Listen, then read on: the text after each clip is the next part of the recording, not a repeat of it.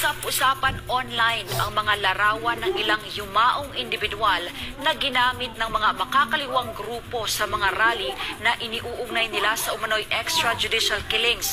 Sa katunayan, marami ng pumalag na kapamilya ng mga idinadamay na mga namayapa, kabilang na ang isang doktor na umalma dahil sa malisyosong paggamit ng larawan ng kanyang yumaong ama. Si Jason Rubrico magpapalita.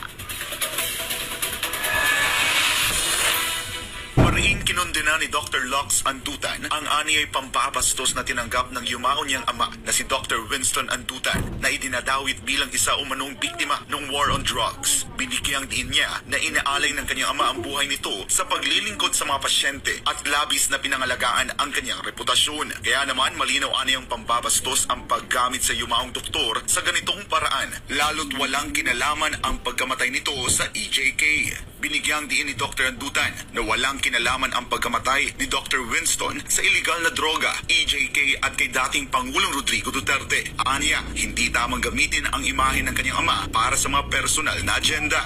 Uminit din online ang isang viral post kung saan makikitang hawak ng isang babae na kinilalang si Aling Sheila ang larawan ng isang yumaong individual na inuugnay din sa war on drugs.